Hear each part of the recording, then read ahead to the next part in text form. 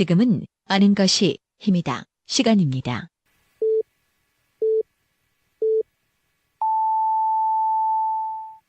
Welcome to the best podcast. Knowledge is power.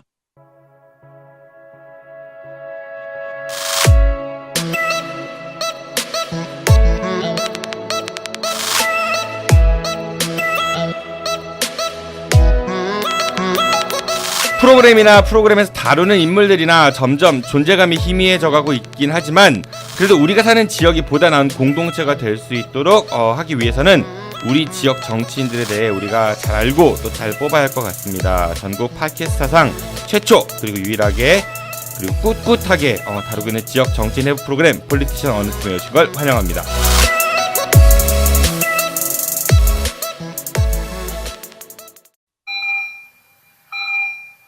지금 여러분들의 자동차는 안녕한가요?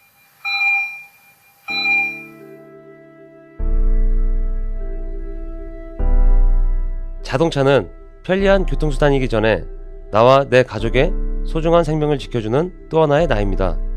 자동차 역시 우리들처럼 정기적인 건강관리가 필요하며 아플 경우 치료와 수술이 필요합니다. 나와 내 가족의 소중한 생명 지킴이 내 차의 모든 것을 이제 낭만카닥터 김사부와 상의하세요. 자동차의 돌담병원 북대전 모터스에 오시면 내 차의 모든 것이 편안합니다. 내 차를 위한 엑스레이, CT, MRI 등 최신 장비와 대한민국 최고의 자동차 엔지니어인 저 낭만카닥터 김사부를 만나실 수 있습니다. 북대전 IC에서 테크노밸리 방향 언덕 위의 하얀 집, 정신병원 아닙니다. 이상 여러분들의 자동차 주치 낭만카닥터 김사부였습니다.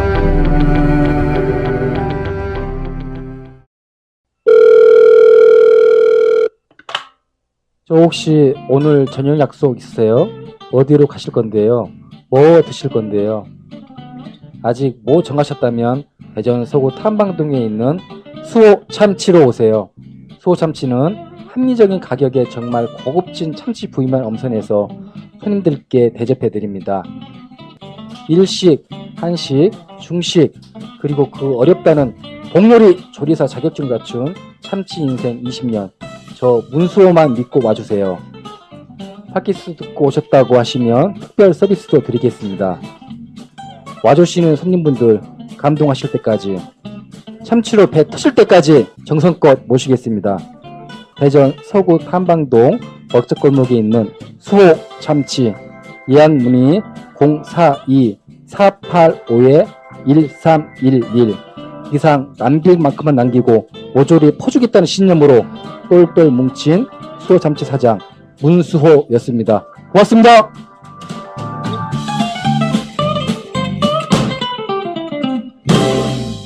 대전, 충청의 뉴스를 새로운 시각으로 말합니다. 임병환 기자의 대충 뉴스.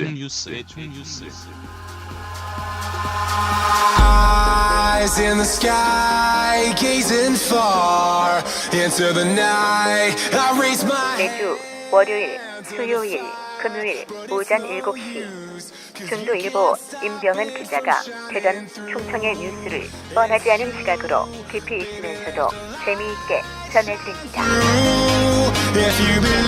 지금 카카오톡 플러스 친구에서 아는 것이 힘이다를 친구 추가하시거나 팟빵이나 유튜브, 페이스북에서 아는 것이 힘이다를 검색해주세요.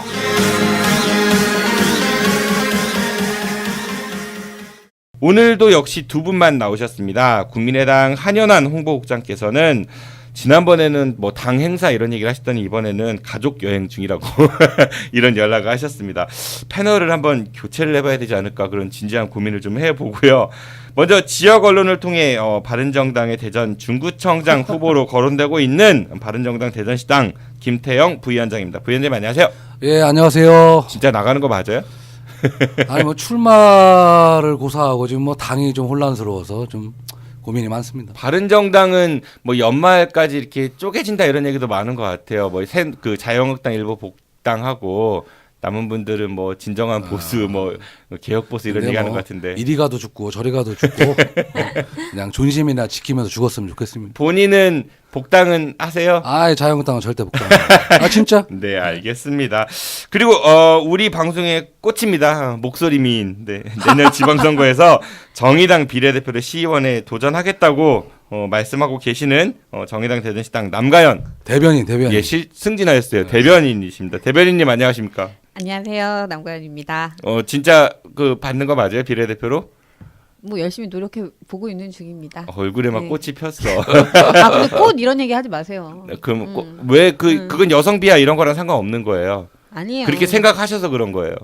왜 꽃은 꼭 여성이다 이렇게 등식을 여성 비하라고 뭐 기사에서 읽은 적이 있는데 아니 근데 왜 여성 꽃이 비하라고? 꼭 여성하고 등식이 성립이 돼야 되냐는 거지.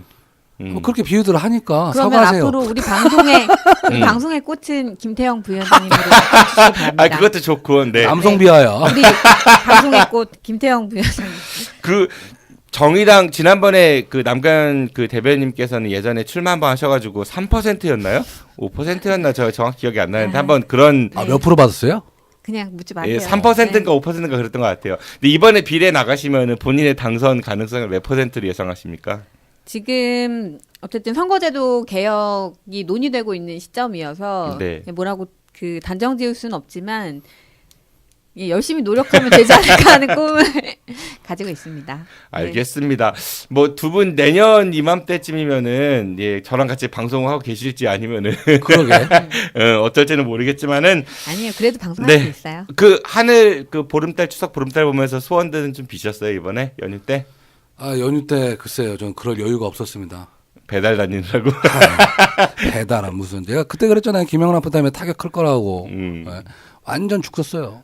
완전 죽서도 우리 방송 촬영 중간에 도망가셨잖아요.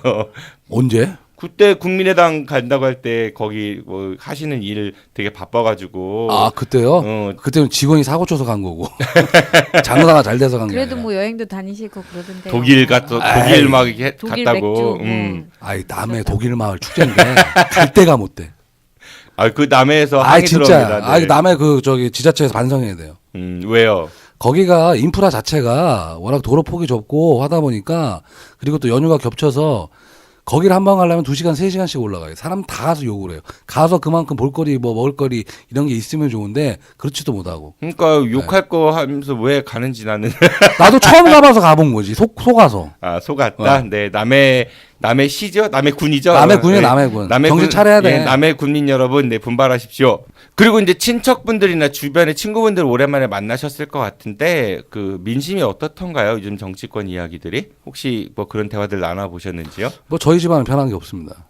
변한 게 없다는 얘기는? 똑같아요. 그러니까 똑같다는 얘기는? 네. 보수 성향이죠. 그러니까 보수 성향이라는 얘기는? 제가 저희 집안에서 진보 쪽에 그나마. 그러니까, 정말요? 네. 지금 현 정부에 대해서는 그러면 굉장히 불만이 많으실 거고. 아니 다만 좀 달라진 게 뭐냐면 이제 박근혜 전 대통령에 대해서 더 이상 옹호하진 않아요. 더 이상 옹호하지 않는다. 네. 그 대신에 문재인 정권에서는 엄청나게 지금 그 화가 많이 나 있는 상태예요. 어떤 부분이 화가? 저도 이번에 화가 많이 났는데 세상이 바뀌었어요. 제가 진짜 이번에 명절 장사하면서 세상이 바뀌었다는 걸 느꼈어요. 어떻게 바뀌었냐고. 자, 첫째, 저희 그 알바를 많이 쓰잖아요. 제가 알바비 한 2억 정도 지출하는데 제가 사람을 많이 줄였어요. 일부러. 알바비만 2억이라. 네, 알바비면 2억을 나왔어요. 연간? 알바비만.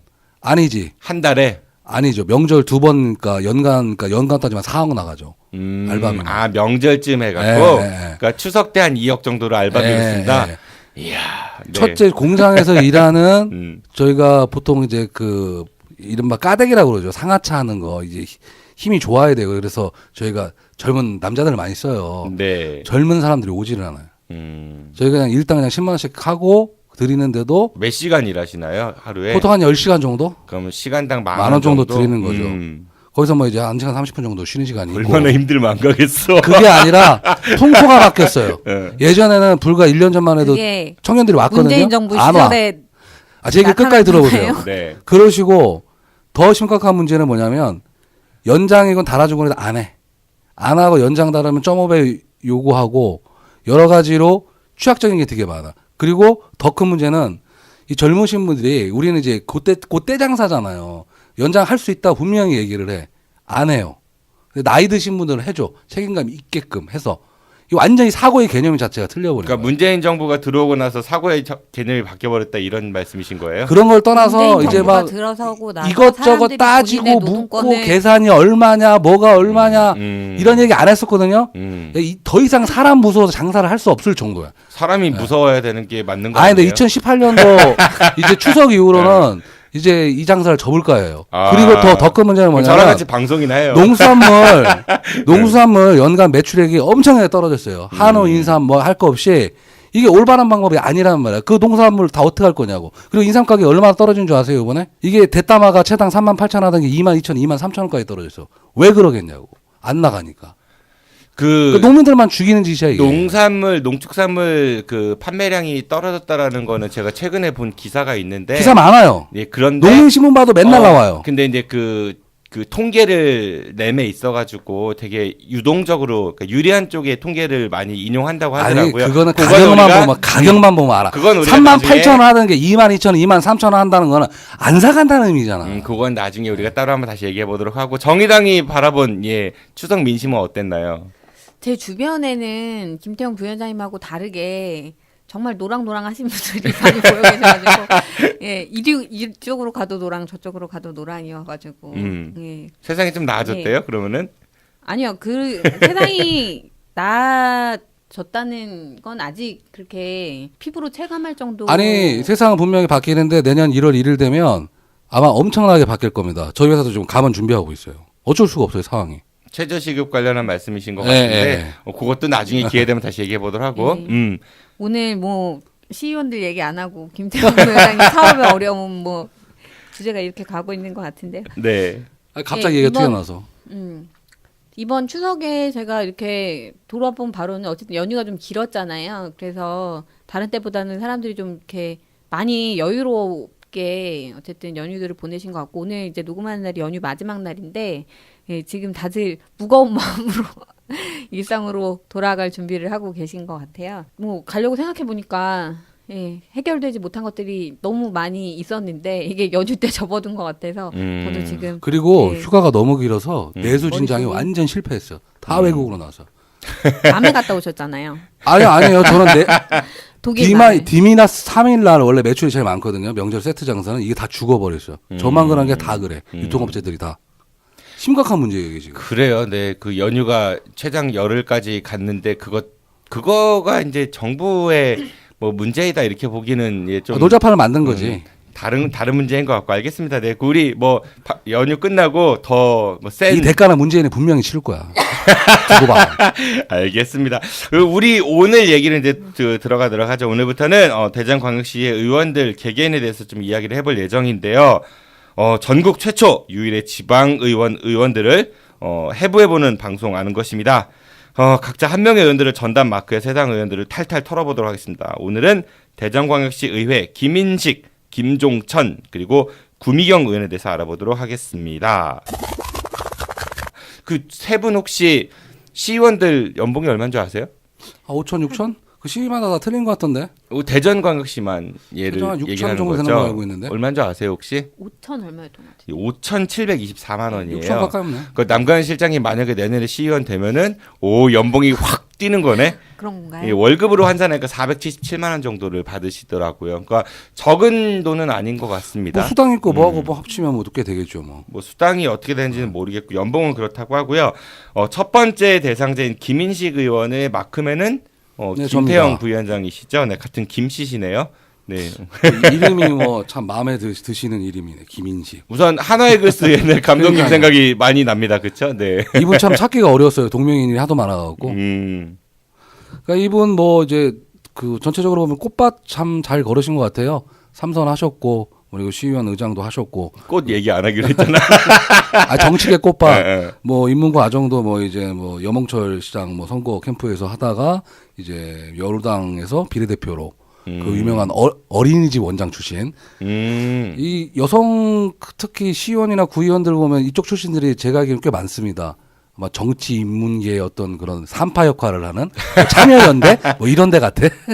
아니 그쪽 보수 쪽도 보면 있어요. JC 뭐 예를 네, 들어 있어요, 이제 있어요. 라이언스 네, 네. 로타리 이런 거 있잖아요. 뭐 남 얘기할 건 아닌 것 아니 같아요. 라이언스 로타리는 거의 요즘 정치 쪽은 이제 없어요. 옛날 분들이었고 요즘은 거의 없습니다. 뭐 JC 이런 거 많이 하잖아요, 그렇죠. JC도 뉴라이트 뭐 JC 옛날 얘기지 옛날 얘기. 그래서 그런지 그 무슨 그 어린이집 연합회 그리고 뭐 유치원 연합회 이런 행사들에 정치인들이 굉장히 참석을 많이 하더라고요. 네네. 예, 뭐 국회의원 뭐 이런 분들 뭐 특히 어린이집. 예, 네. 오시더라고요. 그러니까 어떻게 보면 직능 단체, 이익 단체를 대표하는 그런 대표성, 비례성 이런 것들을 생각해 볼 수도 있지만은 다른 한편으로는 너무 이제 그쪽이 어떤 정치로 들어오는 등용문으로서 역할을 하는 게 아닌가 이런 뭐 지적도 있을 수 있다는 얘기신 것 같고. 그리고 이분 박병석 의원이라고 친하신가 봐요. 이제 박병석 의원 텃밭인 서구 3 지역구에서 뭐 내리 3선 쭉 하셨고요. 가수원동, 네, 관저동, 그렇죠. 기성동, 예, 예. 네 서구 갑이네요. 국회의원으로 그렇죠. 보면은 5대 대전시의원에서 비례대표 입문하시면서 계속 뭐 지금까지 하시고 그다음에 얼마 전까지만 해도 그 시의회 의장까지 지내신 걸로 알고 있습니다. 그리고 뭐 이제 활동하시는 부분은 거의 뭐 교육, 장애인 이쪽이 많으시고요. 뭐 특이사항이라고 할 거는 그렇게 없으신 것 같고. 아이고 어떡하면 좋아. 뭐 털 게 별로 없어. 재산도 한 3억 정도. 그리고 남편분이 뭐 이제 사업하시다 망했다 그리고 이제 뭐 인터뷰한 기사들 읽어보니까 이제 여성으로서 좀 이제 사회 활동하는데 많이 불편했는데 자기가 이제 이런 뭐 시위 활동을 많이 하면서 그런 같이 동병상련 같은 그런 느낌을 많이 받았다 뭐 이런 인터뷰 기사들 좀 있고 이제 뭐 자기가 있음으로써 뭐 이제 그걸 좀 부각을 많이 시키더라고요. 그래서 의회, 어린이 의회, 어린이 의회. 예. 그런 게 있어요? 예, 어린이의회라고 해서 뭐 예. 의회 가서 체험하고 견학하는 거. 이제 그거 말씀 많이 하시고 이제 뭐 장애인 뭐 그다음에 그 어린이 그다음에 또 어린이집 또 출신이라도 그러시는 몰라도 그쪽에 대한 조례라든가 이런 쪽만 주로 교육 관련 교육 관련 쪽에 조례 같은 거 많이 내셨고 그냥 그냥 무난하게 이분들 비율 잘 맞추시면서 이렇게 오셨던 것 같아요. 근데 이 시점에 정말 제가 말씀드리고 싶은 거 아까 전에도 제가 말씀을 드렸듯이 그 시의원도 그렇고 국회의원도 그렇고 여성에 대한 할당제를 이렇게 두고 있는 각 정당에서 이 부분이 좀 제대로 쓰였으면 좋겠어요. 여성 할당제가 좀 제대로 작동했으면 좋겠다. 좀 이렇게 우리 남가인 대변인처럼 이렇게 정치 생활도 좀 하고 좀 밑에서 다른 좀 정당에서 이렇게 영입 한번 해보시죠. 그 여성 비례 1번으로. 성향이 안 나. 안 가요. 이분 블로그를 보니까 블로그 활동을 활발하게 안 하시는 것 같아요. 네, 거의 없어요. 2014년 4월 5일이 마지막 글이니까 거의 이제 선거 기간 때 조금 하시고 마른 것 같은데 언론사 선정 베스트 의원 이런 상을 받으셨대요. 근데 어디 언론에 무슨 베스트인지는 얘기가 안 나옵니다. 그런 상 얘기 많이 했잖아요 예전에. 그러니까 상이 너무 많아요. 그렇죠. 그 정체모를 그러니까 상 이름만 보면 되게 좋은데 뭐 이따 다른 의원들도 얘기하겠지만은 그리고 재산이 어린이집 원장님들은 보통 우리가 알고 있기로는 부자들이 많으시잖아요. 통상적으로 이번에 한유총 사태 났을 때도 유치원 원장님들께서 뭐 죽겠다라고 하지만 실질적으로 부자 아니냐 너네 이래서 좀 민심을 어떤 따가운 시선도 많이 받고 그랬었는데 이분은 신고 재산은 2017년 기준으로는 3억 7,229만 3천 원. 그러니까 처음 정치 시작하신 게 2억 7,674만 원 정도였으니까 어린이집과 관련된 것들은 개인 재산에서 빠져 있을 수 있죠. 그렇죠. 뭐 법인화돼 있다거나 아니면 학원화돼 있으면 개인 재산에 빠질 수 있죠. 충분히. 그 이분 재산 내역을 좀 살펴보니까 전이 이제 밭이죠. 예, 밭전자니까 본인 명의로 전북 무주에 이제 700여 평의 이제 밭이 있으시고요. 아파트는 스마트시티 대전에서 제일 좋은 아파트 중에 하나죠. 네, 거기에 사시는 게 아니라요. 거기에 본인이 소유를 했는데 전세를 주셨어요. 이분이 거기 사시면 지역구가 그렇지.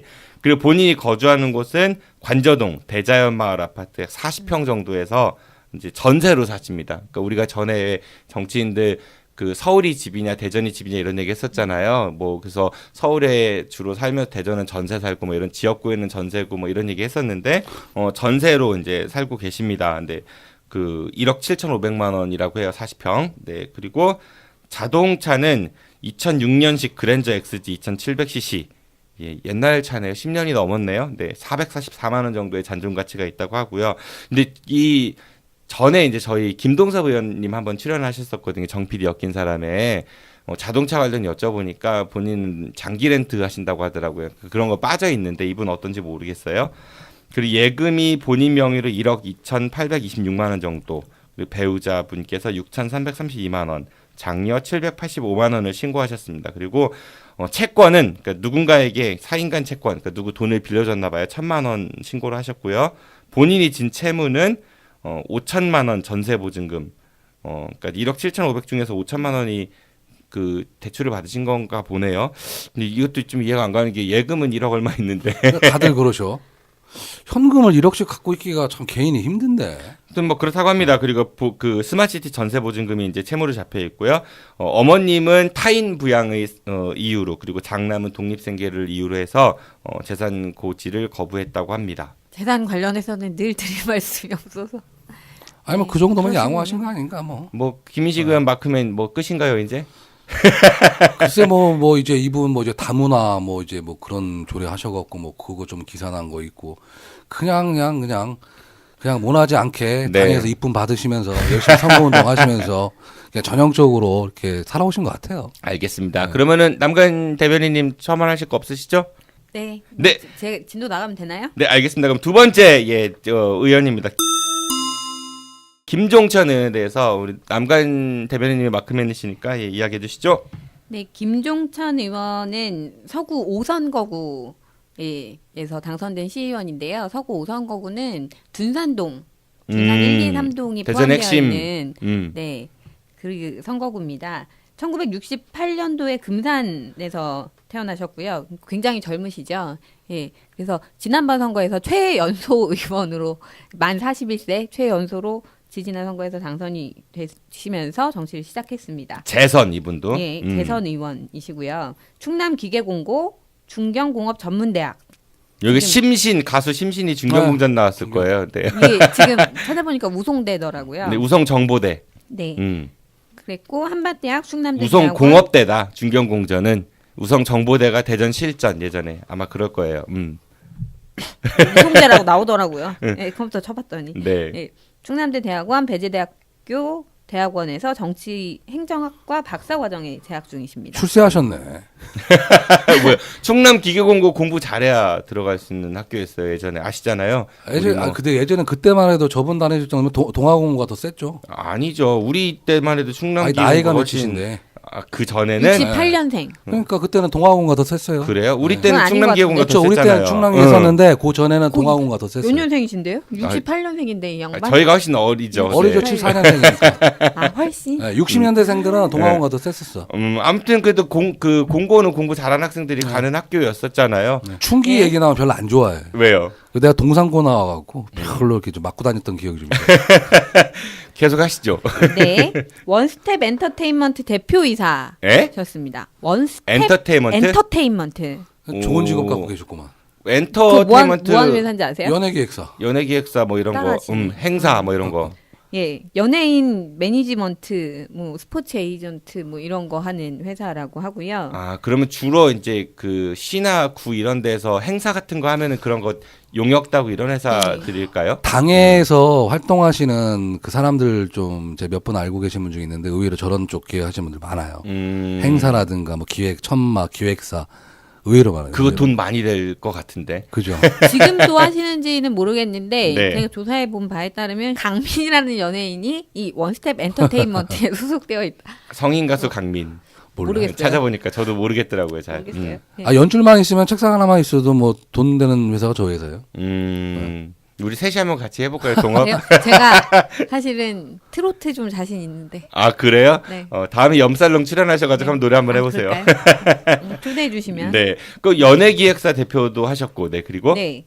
그리고 지금 현재는 축구, 야구 이런 거 굉장히 좋아하시나 봐요. 아, 스포츠. 네, 스포츠. 어떤 그 연줄이신지 모르겠는데 대전시 공무원 축구단 고문, 대전시 생활축구협회 고문, 갈마 FC 회장, 서구 축구협회 고문, 이런 고문 좋아하세요. 축구협회 그렇게 고문. 따지면 내가 야구 쪽에 서구 리틀 야구단 단장, 서구 야구협회도 고문, 이런 거. 뭔가 그 야구는 회장만 2번에 감독 1번 했습니다. 그래요? 네, 제가 대전광역시 야구협회 이사 출신입니다. 네, 교육이사. 아니, 선수는 안 뛰어봤잖아요. 아니, 사회인야구 해봤어요. 아, 얼마나 하셨는데? 몇 년 하셨는데? 1년.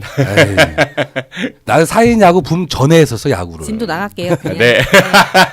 예, 그래서 2010년도에 대전광역시의회 의원이 되셨습니다. 그때 최연소 시의원 만 41세로 당선이 됐는데 그때 당시의 기사들을 좀 찾아보니까 그 노무현 전 대통령이 돌아가시고 나서 그래서 뭐 돈 없고 힘 있는 서민들 위해서 한번 희생해 보겠다 이렇게 해가지고 출마를 하시겠다고 예, 결의를 밝히신 게 기사가 있더라고요. 예, 그래서 지금 재선에 이르셨죠. 이분은 그 2014년도에 자랑스러운 대한민국 시민대상을 수상하셨대요. 제가 이제 자랑스러운 대한민국 시민대상이 무엇인지 또 한번 좀 찾아보니까 없어요, 딱히 자료가. 그런데 2017년 올해입니다. 그 최명길 의원 아시죠, 여러분들? 국민의당, 예, 민주당에서 가신 그분이 정치 부문 공로 부문으로 이제 올해 이제 자랑스러운 대한민국 시민대상 수상을 하셨대요. 그 정치 그 공로 부문으로 그러면 이 상이 이제 어떤 기준으로 상을 주는지 조금 예, 이해하시기가 편하실 것 같고 공로패 같은 것도 엄청나게 많이 받으셨어요. 찾아보니까 뭐 대부분의 기사가 어디서 상 받은 것만 있는데 어떤 활동들로 어떤 상들을 받으셨는지 모르겠지만 공로패를 엄청 받으셨어요. 근데 제가 자료를 보면서 하나는 딱 이건 정말 마음속으로부터 깊이 기뻐했겠다 이런 생각이 드는 상이 있었어요. 대선 승리 601급 표창장. 이번에 당 대표로부터 이번에. 예, 그거 거의 다 받으신 것 같은데 민주당 분들은? 아니요. 거의 다 받았다기보다 지금 이분이 사실 뒤에도 다시 얘기하겠지만 당에서 징계를 받으셨어요. 네, 그래서 사실 뭐 내년 선거도 그렇고 뭐 좀 위험한 거 아니냐 이런 얘기들도 좀 있었는데 네, 이번 대선에서 혼신의 힘을 다하셨는지 어쨌든 표창 받으시면서 당원권 정지 처분을 받았었죠. 그 대전시의회 원구성 관련해 가지고 하반기 원구성 관련해서 문제들이 있었고 그래서 어떤 문제였죠?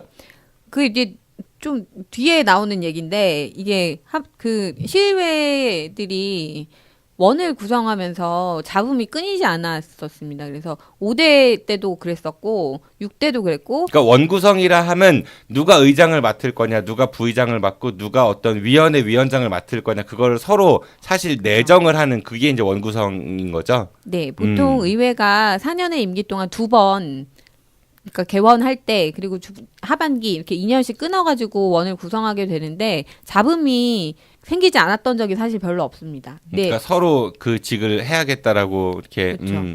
욕망의 주체들이 충돌하는 그런. 그래서 그 6회의 그 개원 시기의 원구성이 조용히 지나가면서 그래도 시의회가 좀 정신 차렸나 보다 이렇게 생각하고 있었더니 웬걸 하반기 원구성을 하면서 난리가 났었죠 아주. 그래서 그 문제 관련해서 지금 대전시의회 의장이시죠. 김경훈 의장은 민주당에서 제명됐고 그리고 김종천 운영위원장은 당권 정지 처분을 받은 적이 있습니다. 그러니까 김경훈 의장하고 그다음에 김종천 의원하고 그 원구성 관련해 갖고 이제 당의 방침과 좀 위배되는 행위들을 했다. 그래서 한 분은 제명, 그러니까 김경훈 의장은 제명, 김종천 의원은 당원권 정지 이런 처분을 받은 상태인데 이번에 대선 때는 문재인 대통령이 이제 당선됨에 있어서 큰 역할을 했다 해서 1급 표창을 받았다 뭐 이런 말씀이신 거고. 그래서 601급 표창 정도면 그 징계를 어느 정도 무마할 정도 되지 않을까. 반성하고 열심히 하셨나 보죠. 그런 마음에서 되게 기뻐하셨겠다. 난 당에서 상도 안 줘. 대통령 안 돼서 당선이 돼야죠. 낙선 601급 뭐 이런 거. 당선이 돼야 상을 줄 거 아니에요. 그래서 이제 근데 이분 또 박범계 그 의원 그 서구 의리니까 같은 지역구네요. 그분의 뭐 후원회장을 하셨다는 뭐 이런 얘기도 있는 것 같고. 그래서 아마 더 박범계 의원의 지원을 많이 받지 않는가 이런 얘기들도 많이 도는 것 같습니다. 네, 하반기 원 구성 관련해서 그래서 징계가 내려질 때도 김경훈 의장은 제명이 됐는데 김종천 의원은 당권 정지면 너무 약한 거 아니냐 그런 얘기들도 나왔었다고 합니다. 그리고 이분이 해외 연수 또 무리를 몇 번 일으키셨더라고요. 네, 그래서 그 2013년도 6월 달에 싱가포르, 말레이시아 이렇게 해외 연수를 다녀오셨어요. 그래서 그때도 좀 문제가 있었는데 그 뒤에 2014년에 선거를 앞두고 임기가 6개월도 채 남지 않은 상황에서 하얼빈 눈꽃 축제를 다녀오시면서 예. 그뭐 축제를 배우러 가셨나 보죠. 아이고 하얼빈 빙서울제의 관광 일정으로 꽉 짜여진 그런 연수를 그러니까 그 관광을 체험을 통해 가지고 대전도 어떻게 관광 특별시로 갈 것인가 뭐 이런 걸 고민하러 눈이 그렇게 많이 와야 말이죠 대전에. 아유 이 지방 의원들의 그 해외 연수 부분은 뭐 늘 나오는 이야기고 비단 뭐 김종천 의원만의 이야기는 아닌 것 같긴 해요. 근데 이제 어쨌든 해외 연수 관련해 가지고 좀 그런 이야기가 있었다는 말씀이신 거고. 그리고 올해 그때 또 있었어요. 예, 6회 당선 이제 재선이 되고 나서 트램 연수 우리가 얘기 많이 했잖아요. 트램 네. 연수 그 트램 연수도 갔다 유럽으로 오셨는데 그때가 메르스 사태. 네, 예, 그때도 아랑곳하지 않고 해외 연수를 가셔가지고 문제가 굉장히 많았는데 알고 보니까 이게 지방자치법 시행령에 있는 지방자치단체 예산 편성 운영 기준도 무시하고 272만 원씩 초과해서 집행하고 공무 국외 활동심사위원회도 열지 않고 그냥 갔다 오고 이렇게 민주당 뿐이죠 민주당. 이 좀 네. 운이 좀 좋으셨다고도 생각해 볼 수 있겠네요. 그 지금 자유한국당 김 누구였죠? 충북도 의회? 김학철. 김학철 의원 같은 경우는 완전히 초토화가 됐는데 전 국민의 분노를 그 광역 의원이 분노를 사기가 쉽지 않잖아요. 전 국민으로부터. 근데 지금 말씀하신 거 들어보면은 비슷한 그 메르스도 우리나라에서 굉장히 심각한 그 이슈였었고. 그리고 기억해 보시면 메르스 사태가 대전에서 또 특히나 그 환자들이 많이 발생했고. 그랬죠. 뭐 예. 대청병원하고 건영대병원, 예. 충남대병원 되게 많은 병원들이 있었었죠. 그리고 피해도 굉장히 컸었는데 그때 아랑곳하지. 이분은 얘기 들어보니까 안 되겠네. 네, 해외 연수를. 어쩌고 어디예요? 둔산동. 둔산동을 이사 가셔서 바른정당으로 한번 해보세요. 그러셨던 걸로 자료를 찾아보니까 나오더라고요. 그리고 그 첫 번째 선거 출마하셨을 때 그때는 그 전과가 없다고 그렇게 되어 있으셨는데. 전과라고 하면 그 표준 전과, 동아 전과 말고. 네. 네네. 예, 출마자들은 재산과 뭐 병역상 그리고 전과 여부 이런 것들을 공개하도록 되어 있는데 그때는 전과가 없으셨거든요. 네. 근데 두 번째 출마하셨을 때 자료를 보니까 전과가 2건이 생기셨더라고요. 그러니까 이 전과 2건은 첫 번째 의정 활동을 하셨던 그 기간 중에 발생한 그런 전과겠죠. 근데 그 출마용으로 뜨면 100만 원 이하는 안 나오는데 100만 원 이상 맞았으니까 나온 거 아니야? 그게 내용은 잘 모르겠는데 국가기술 자격법 위반. 국가기술 자격법 위반. 예, 그리고 한 건은 상해 이렇게 되어 있더라고요. 잠깐만. 국가기술 자격법 위반이라고 하는 거는 내가 자격증이 없는데 그 자격증이 필요한 일을 이렇게 했다 뭐 이런 거로 생각해 볼 수 있을까요? 그 누군가에게 뭐 그렇겠죠. 그 면허증 빌려가지고 이렇게 사업한 면허증을 빌렸거나 아니면 면허를 가진 사람이 면허를 불법적으로 임대했거나. 그러니까 만약에 위조했다라고 하면 공문서 위조니까 그건 좀 더 셀 테고 처벌이. 그러니까 아무튼 내용은 정확히 모르겠으나 국가기술 자격법 위반이라는 게 하나 있고 그리고 상해가 있더라고요. 그럼 아까 상하이를 가서 범죄는 아닐 테고 이렇게 치고 받고 누군가에게 이렇게 그 아프게 해서 다치게 하는. 근데 시의원 정도 되면 합의를 다 봤을 텐데 합의를 보지 못하고 벌금이 100만 원 이상 나왔으면 꽤 큰 걸 거예요 아마. 저게. 예를 들어 눈에 멍들었다 이거는 100만 원 밑으로 나오나요? 근데 요즘은 이렇게 나오는데 예전에 이제 저도 상해 전과가 한 2개 있었는데 저는 정말요? 누굴 때렸습니까? 100만 원 이하인데 사소한 술 먹고 10인데 그때만 하더라도 이렇게 합의를 안 보면 80만 원, 100만 원 정도 나오곤 그면 되게 세게 한 거예요. 근데 요즘은 폭력이 되게 엄중하게 다뤄요. 요즘에는 많이 치는데 그때 당시만 해도 저 정도 나왔으면 시의원 정도에서 꽤 큰 사건 같은데. 근데 관련된 기사를 찾을 수가 없었어요. 막았겠지 뭐. 그렇게 추정하시는 거죠? 아니, 시의원 정도면 자기가 합의를 보거나 어떻게 했을 거야. 나 같아도 그럴 테니까. 아니 근데 보통 합의를 봐도 그 뭐랄까 처벌의 수위가 낮아지지 처벌을 안 받는 건 아니잖아요. 그러니까 처벌의 수위가 낮아지는데 다만 공탁만 걸어도 법원에서 내가 상해를 했어요. 공탁만 걸어도 내가 너한테 이렇게 너희 피해에 대한 보상할 의지가 있다 해서 감경을 해줘요. 공탁만 걸어도. 근데 좀 희한하네. 이게 또 얘기 들어보니까 그 어떤 모 의원입니다. 모 의원이 본인의 출판 기념회에서 그렇게 이야기했다 하더라고요. 본인과 이제 관련된 어떤 그 다툼이 있어가지고 김종천 의원에게 SOS를 쳐서 출동을 하셨다가 그걸 말리는 과정에서 이렇게 약간 내 몸 충돌이 있었다. 이걸 폭행으로 보기가 어렵다라고 이렇게 두둔하셨다라는 그런 증언도 있더라고요. 그러니까 출마용으로 떴으면 100만 원 이하 안 나오거든. 글쎄요, 뭐 어떻게 치셨는지 모르겠지만 어쨌든 근데 보통은 의원들이 음주 운전 이런 거 해가지고 음주 걸려도 뭐 안죠 음주. 다들 신문에 나는데 왜 이렇게 정가가 존재감이 생기는- 없으시거나 아니면 좀 뭐 네, 보도를 뭐. 자제해달라는 요청이 있었거나 아니면은 아니 뭐 경미한 사고라면 묻혀왔거나 뭐 할 게 없는데. 여기서 새롭게 안 사실은 우리 김태형 부위원장님이 상해 정가가 2개라고요? 30만 원짜리 하나 있고 50만 원짜리 하나 있나? 그럼 정가 2범이에요? 다른 건 없어요? 음주 있죠. 음주는 몇 번? 그런 걸 물어. 어차피 깔 건데 어차피 깔 나중에. 건데 두 번이야 두 번. 그 전과 4범? 왜 그래? 또 없죠? 빽빽하겠네요, 아주 칸이. 딴 거 없어, 딴 거 없어. 딴 거 없고. 우리 남가연 저는 대변인님은 정가 없습니다. 진짜요? 네, 뭐 없습니다. 집회 뭐 이런 거 없어요? 정의당 아니요, 이런 저는 분들. 집시법, 뭐 도로교통법, 나 그거 말고 또 있어. 없어요.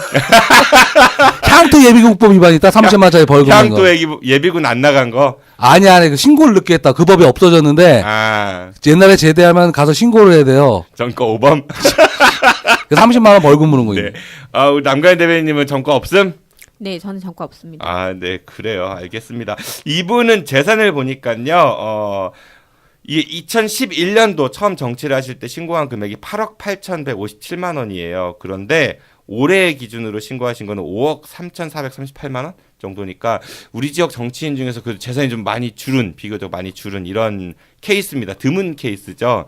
근데 이 재산이 2016년에 급격하게 좀 줄어요. 2억 정도가. 그래서 제가 좀 찾아보니까 둔산동의 밀레니엄 플라자라는 건물 270평 정도를 팔으셨대요. 그걸 팔고 빚을 좀 갚고 이렇게 하면서 플러스 마이너스 되고 해서 재산이 이제 줄은 겁니다. 그래서 현재 5억 3,438만 8천 원을 신고하셨고 답이 뭐예요? 전답할 때 답은? 전답 뭐 그거 아니야? 저는 밭인데 답은 뭐예요? 답 뭐 나대지 이런 거 얘기하나? 답이 있는데 어머님 앞으로 금산 추부면에 2,472만 원 정도 있다고 합니다. 본인 명의로 둔산동 수정타운 26평 정도 거주하시는 것 같아요. 그리고 어머님이 단독주택 금산 추부에 43평 정도. 근데 금산에 있는 부동산이 좀 상승 추세더라고요. 보니까 두 개 다. 자동차는 본인 명의 2011년식 K7 1,475만 원의 잔존 가치를 신고하셨고요. 현금은 본인이 1억. 그리고 2억 중 1억은 원래 2억이 있었는데 작년에는 채무 상환 이렇게 돼 있습니다. 그리고 현금이 1억이에요. 그러니까 예금이 아니라 현금 신고하는 게 참 현금이 1억입니다. 예금은 본인 명의 1억 2,710만 원, 배우자 명의로 2,259만 원, 어머님 1,073만 원, 장남 76만 원, 장녀 1,000만 원, 차녀 6만 1,000원을 신고하셨습니다. 예금이 보험에 드는 것도 예금으로 치나? 보험도 포함이죠. 그럼 그 정도 있을 수 있겠네. 네. 그리고 주식이 이제 배우자 명의로. 그 다 예금에 들어가는 거야? 네. 적립식일 경우. 몰랐네. 주식 331만 원. 네, 얼른 할게요. 나는 그냥 은행에 현찰 능력만 1억인 줄 알았어. 얼른 할게요. 채무 본인이 8,872만 원이 있습니다. 배우자는 1,000만 원. 회원권이 있어요. 코레스코 콘도미니엄 500만 원의 회원권을 본인 명의로 있으시고요. 이분은 블로그 활동이 2015년 3월 9일이 마지막이니까 블로그 활동을 거의 안 하시는 것 같습니다. 공식 사이트, 본인의 공식 사이트라고 이제 포털에 올려놓은 걸 보면은 대전광시 의회에 링크되어 있습니다. 그러니까 공식 사이트 없는 것 같고, 페이스북은 열심히 하시는 것 같아요. 이분의 최근 페이스북 멘션을 보니까 이거 있습니다. 엊그제 혹시 축구 보셨어요, 두 분? 러시아랑 평가전? 뭐 평가전 욕만 먹었다고 들었더라고. 저 봤는데요. 웃겨서 웃프다고 하죠. 자살골만 2골 넣었다고 하는 것 같은데? 자책골이라고 자책골. 한 선수가 1분 사이에 자책골을 2골이나 넣은 거예요. 근데 그게 불쌍한 거야. 근데 그러니까. 신태용 감독이 우리나라 축구 대표팀을 맡고 나서 골이 없었거든. 그 친구가 이제 첫 골, 둘째 골 넣은 거예요. 자책골로. 근데 밑에 실시간 댓글이 뭐라고 달리냐면은 해트트릭 해라. 이런 게 달리니까 막 우픈 거야, 보면서도. 근데 이제 이분도 축구를 보셨나 봐요. 페이스북에다가 이렇게 쓰셨어요. 히딩크 감독, 이영표, 박지성, 이훈재 코치 상상해 봅니다. 그 웃음 표시 해놓으셨더라고요. 그러니까 축구 아까 왜 그런 얘기 하셨잖아요. 고문 이런 거 말씀하셨잖아요. 그러니까 일반 사람들이 히딩크 감독에 대한 추억 이런 것들이 되게 좋긴 하지만은 진짜 축구인이거나 아니면 축구를 행정이나 이런 거 생각한다고 하면 사실 히딩크 감독은 좀 아닌 얘기인 거거든요. 근데 그런 반대 히딩크. 이런 멘션을 좀 남기셨네요. 자, 이번에는 마지막 순서입니다. 구미경 의원에 대해서는 원래는 한현한국장께서 하셔야 되는데 오늘 안 나오셔가지고 제가 대신 합니다. 네, 64년도 생이시고요. 비례대표입니다. 더불어민주당 소속이고 그리고 이분은 동광초등학교, 한반여중, 대전여고, 충남대 약학과 그리고 배재대 행정학과의 석사 과정 중이시고요. 약사입니다. 약사님이십니다. 구인약국. 약사면허리 최고죠. 약사님이시고요. 내동에서 본인 약국이 있어요. 그리고 대전 장애인 총연합회 이사직을 수행하고 계십니다. 저는 아무래도 재산 전문가니까 재산부터 먼저 말씀드리면은 처음 정치를 시작할 때는 6억 2,823만 원 정도를 신고하셨고요. 올해 기준은 6억 2,570만 9천 원. 재산 변동이 거의 없으십니다. 근데 이분 재산의 상당수는 부동산이 좀 있는 것 같아요. 밭전자니까 밭이겠죠. 네. 대전 서구 괴곡동이 어디예요? 괴곡동이 저기 위에 끄트머리 저기. 저기 위에 끄트머리가 어디예요? 이름 특이하네. 괴곡동 처음 들어봐. 괴곡동 서구입니다. 목달동 이런 데는 알아도. 아니요 대전광역시 서구 괴곡동은 안영 IC와 서대전 IC 사이 구봉산을 끼고 있는 곳입니다. 괴곡동에 650평 정도 1억 4,900만 원 정도의 부동산이 있으시고요. 아파트 본인 명의의 서구 내동 롯데아파트 50평 정도 됩니다. 1억 9,600만 원. 상가가 있어요. 본인 명의의 가수원동 약 60평 정도입니다. 내동 롯데가 1,177만 50평 1억 9천밖에 안 나와요? 그렇게 공시지가가 잡혀 있나 보죠. 그리고 상가가 또 있습니다. 본인 명의의 내동입니다. 건물 면적 70평 정도 됩니다. 2억 9,969만 원 정도. 그리고 또 상가가 있는데 이거는 본인 전세 임차권 내동이 10평이에요. 이건 아마 약국일 것 같거든요. 7천만 원 정도. 그러니까 본인이 하시는 약국은 전세고 나머지 상가들은 본인 명의의 소유입니다. 그리고 농업시설용 컨테이너 100만 원 이번에 새로 추가가 됐더라고요. 그리고 어머님 명의 아파트 내동 코롱 아파트 25평 1억 900만 원 정도 신고를 하셨고 자동차 2006년식 본인 명의입니다. 그랜저 2.7 800만 원 잔존가치 신고하셨습니다. 따님 앞으로는 2012년 모닝 780만 원.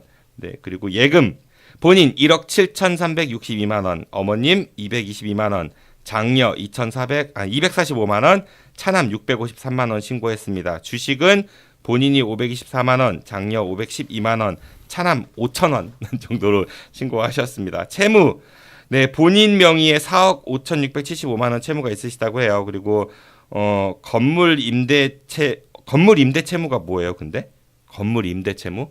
그 담보 잡히고 아니요. 돈을 빌렸다는 얘기인가요? 건물 임대 채무면 전세를 주고 전세 보증금 받은 거. 그게 2천만 원 있으시고요. 어머님도 건물 임대 채무 4,500만 원. 근데 어머님은 본인 명의로 그 아파트가 돼 있는데 건물 임대 채무가 이게 제가 이해가 잘 안 가가지고. 글쎄 부동산은 잘 몰라서. 있으시다고 하고요. 그리고 지식재산권이 있습니다. 특허권 이분은 관절염 예방 또는 치료용 조성물 및 그 제조 방법에 관한 특허권 보유자시고요. 재산 가치는 0원입니다. 저도 특허를 하나 보유했었거든요. 돈만 많이 들어가요. 사실 맞아요. 만드는 데도 그렇고 유지하는 데도 그렇고. 그리고 이분은 지체 장애인이세요. 좀 몸이 불편하십니다. 그래서 장애인 활동을 굉장히 많이 하셨는데 대전 여성 장애인 연대 대표를 오래 하셨고요.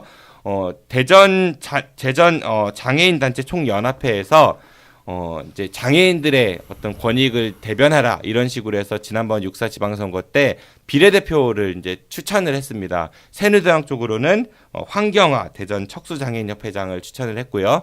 그다음에 새정치민주연합 쪽으로는 구미경 대전 여성장애인연대 대표를 추천했는데 황경화 씨 같은 경우는 공천을 못 받습니다. 그리고 구미경 대표 같은 경우는 공천을 받아서 비례 1번으로 받았었죠. 그래서 무난하게 당선이 됐고요. 그리고 그 당시에 이제 아까 우리 김태형 부회장님이 말씀하셨지만은 새정치민주연합 비례대표가 당선되신 분이 구미경, 그다음 박상숙 의원 지금 이분은 미용사 관련된 협회 출신이세요. 그리고 김영미 의원 보육시설연합회 출신이라고 하더라고요. 그러니까 아까 김인식 의원도 어린이집이니까 비슷한 맞아요. 성격인 거죠. 그리고 미용사. 그러니까 이 여성분들이 보통 이게 정계 대전 쪽에서는 진출할 때 보면은 그런 이익단체 지금 뭐 이런데 출신들이 많으신 것 같아요. 그러니까 이제 그게 어떤 그 기존 관행의 어떤 모습일지 모르겠는데 아까 제가 잠깐 말씀드렸듯이 우리 남가연 대변인처럼 이렇게 정치계에 발을 좀 들여보고 정당 생활을 좀 해봤던 이런 분들이 좀 나와서 이렇게 여기도 전문화된 영역이잖아요. 근데 그렇지 않은 어떤 단체나 이런 쪽에 속해 있다고 해서 여성은 거의 그쪽만 오시는데 그런 분들이 와서 얼만큼 역할을 제대로 하시겠냐. 저는 이게 좀 궁금하다는 거예요.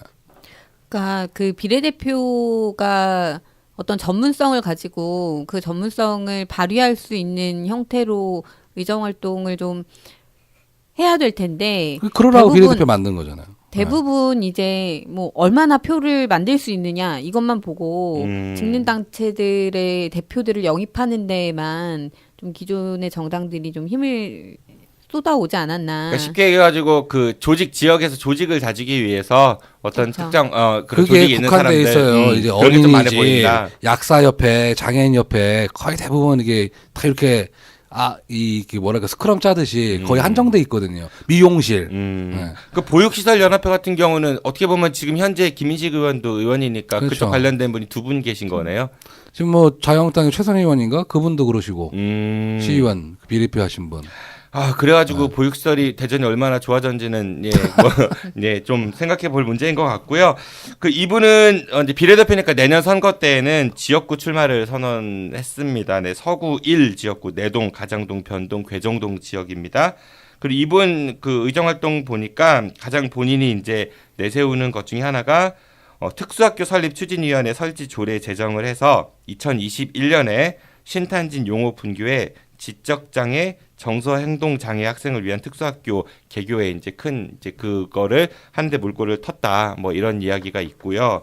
그리고 대전시 의회에서는 보통 5분 자유 발언 이런 거를 하더라고요. 거기에서 초등학생들 생존 수영 그 교육 확대를 좀 해야 된다. 사실 그 세월호 우리 그 문제도 있었지만은 수영을 저도 못 하거든요. 사실 물에 빠지면 그냥 죽을 것 같은데. 나 생존 수영에 우리 와이프한테 좀 들은 얘기가 좀 있는데. 네. 그 문제가 많던데. 근데 실질적으로 맞아요. 이게 그 필요한 거긴 한데 실효성 부분이 과연 얼마큼 있는가에 대해서는 좀 들여다볼 필요가 있지 않을까라는 생각이 하나 들었고 또 하나는 5분 발언을 한 거는 그냥 발언인 거잖아요. 근데 시의원분들이 보통 저도 인터뷰를 해보면은 그 5분 발언 때 이런 얘기 했다를 굉장히 강조를 많이 하시더라고요. 근데 발언한 거하고 실제 그게 현장에서 이루어지는 거하고는 약간 이제 갭이 많이 있잖아요. 근데 그런 생각을 좀 해봤습니다. 그리고 이분이 약사 출신이셔가지고 정부가 이제 편의점에서 약 품목을 판매하는 품목을 좀 확대하려는 그런 움직임을 보이자 이제 반대 결의문 채택하는데 우리나라는 진짜 이 약사법 개정해야 돼요. 첫째로 뭘 개정했냐면 법인 약국 그 합법화해야 됩니다. 약국을 많이 늘려야 돼요. 그리고 심평원에 보면 큰 약사 출신들 많거든요. 상당히 이것도 문제고 독과점이 상당히 형성이 되어 있는 약국이야. 그냥 약국이 많으면 많을수록 좋아. 내가 볼 땐. 이걸 무슨 국민의 건강을 위협한다 뭐 한다 편의점에 약 못 팔게 하고 생각을 해보세요. 우리 집 앞에 약국이 하나 새로 생겼는데 예전만 해도 밤 12시 넘고 막 10시 넘으면 약 사러 가려면 맨날 대전역으로 갔다고. 태전약국. 네, 태전약국, 대전역. 거기밖에 문 여는 데가 없었다고. 야, 얼마나 불편해. 그리고 타이레놀 이런 거는 솔직히 그 상비하게 집에서 사놓고 먹긴 하잖아. 근데 없으면 사러 갈 때가 마땅치가 않아요. 이게. 그러니까 지금 이 관련해서는 그 약사 단체에서는 대안으로 공공 심해 약국을 좀 말도 안 되는 소리야. 말도 안 되는 소리. 정부에서 그런 걸 지원해야 된다 이런 얘기를 하는데 뭐 저는 김태형 부위원장님하고 생각이 완전히 같지는 않지만은 공공 심해 약국을 이제 한다라고 하면은 좋을 것 같긴 하지만은 그게 동네마다 있지는 않을 거 아니에요. 그럼요. 그럼 거점마다 있다 보면 아무래도 거기까지 가야 그 되니까. 창고 하나에 독과점 형성하겠다는 거야. 그리고 공공자를 붙였잖아요. 그러니까 지원 받아서 하겠다 이런 취지니까 사실은 약국 하시는 분들이 상식적으로 어렵다 다들 여기 유통업 어렵죠? 약국이 어려울 게 뭐가 있어요. 유통업 어렵죠? 약국의 어렵다 생각 안 유통 과정을 하시죠? 얘기를 해줄게요. 약국에 제약회사에 가잖아요. 이 사람들이 보통 수금을 2달, 석 달 해줘. 근데 약국에 하나 오픈하잖아요. 병원도 마찬가지지만 약국에는 기자들 제약회사 다 갖다 해줘. 뭔 소리 하는 거야. 그러니까 이게 사실 자기 하는 건 다 어렵다고 얘기를 무이자로 하지만은 돈도 꿔줘요 약국은. 상식적으로 생각해봤을 때, 그건 김태형 부위원장님 개인 생각입니다, 여러분들. 자꾸 응. 주변은 산으로 가고. 근데 내가 이제 어디서 끼어들어야 될지 그 모르겠는데. 약사 하면은 이렇게 가난하고 뭐 이런 거보다는 그래도 좀 경제적으로 이렇게 여유 있는 분들이 돈 더 많이 벌어 의사들보다. 생각이 나잖아요. 그래서 좀 이제 이분은 그 시의원을 하시면서 장애인계 데모로 이제 그 하시겠다 하면서 정치에 입문하실 때 포부를 밝히셨었는데 이제 이런 거를 보면 저는 좀 그런 생각이 들었었어요. 저는 얼마 전에 이제 교통약자 이동지원센터 설립 관련해 가지고 한번 뵌 적이 있는데 관련해서 그 대전 장애인차별철폐연대를 비롯해서 대전의 많은 시민단체들이 같이 이제 막 거리에서 서명도 받고 이제 그런 것들을 시장실에도 전달하고 그래서 공공기관으로 좀 위탁해서 교통약자 이동지원센터가 제대로 만들어질 수 있도록 해달라 이런 요구들을 했었는데 관련해서 좀 힘이 되어 주실까 했는데 정말 한 번도 시위에서 그 많이 하시는 요번 그 6회 그 지방선거에서 당선된 의원들이 뭐 지난번에 방송에 나와서도 박정희 의원님 그렇게 얘기하셨는데 5분 발언도 굉장히 많이 하고 막 열심히 의정활동 하신다고 하시는데 그 많이 하는 5분 발언에서조차 단 한 번도 교통약자 이동지원센터의 공공기관 위탁에 대해서 지적하지 않으셨어요. 그래서 마음이 좀 아팠죠. 그리고 이분은 대전시가 이제 권선택 시장이 되면서 인사청문 간담회인가요? 뭐 그런 거를 이제 인사청문.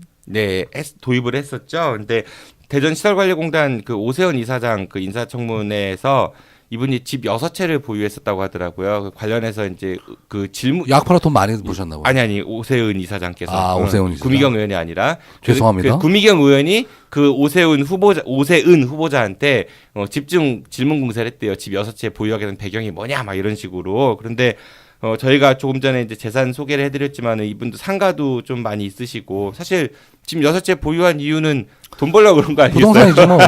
돈 벌려고 그런 거 아니겠어요? 투자하는 목적인데. 그래서 좀 본인도 그 상가가 좀 있고 그러신데 좀 그렇지 않나 저는 그런 생각이 좀 들었었고요.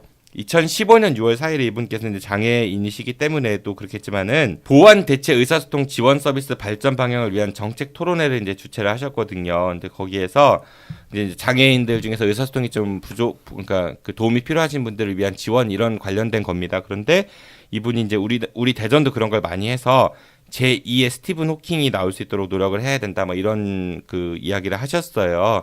그러니까 우리나라에서도 스티븐 호킹 같은 그런 장애인들 중에서도 세계적 석학이 나올 수 있을 정도로 지원해야 된다 이런 걸로 우리가 해석해 볼 수 있는데 개천에서 욕나는 것도 중요하지만 사실은 개천에 정말 많은 수많은 이웃들이 살고 있잖아요. 생명체들이. 근데 기본적인 것도 제대로 영위하지 못하는 분들이 아직도 많습니다. 그러니까 정말 시의원이라면은 풀뿌리 민주주의 시의원이라면 저는 이제 그런 거에 시의원이 호킹 박사를 만드실 수도 있겠죠. 근데 그거보다는 그런 저변 확대에 좀 더 관심을 더 많이 가지셔야 되지 않은가 그런 좀 아쉬움을 가져봤습니다. 뭐 그런 분이 나올 수 있으니까 더 해줘야 된다. 뭐 그런 취지로 말씀하셨겠지. 근데 그 장애를 극복해야 되는 대상으로 바라보고 계신 것이 아닌가. 그래서 뭐 그런 말씀 굉장히 많이 하시거든요. 본인이 장애인이니까 이런 말씀 사실은 국민의원님 굉장히 많이 하시는데. 근데 뭐 다큐 이런 거 보면 극복하는 거에 대한 거기에 대한 다큐들이 많잖아. 인간 승리니 뭐니.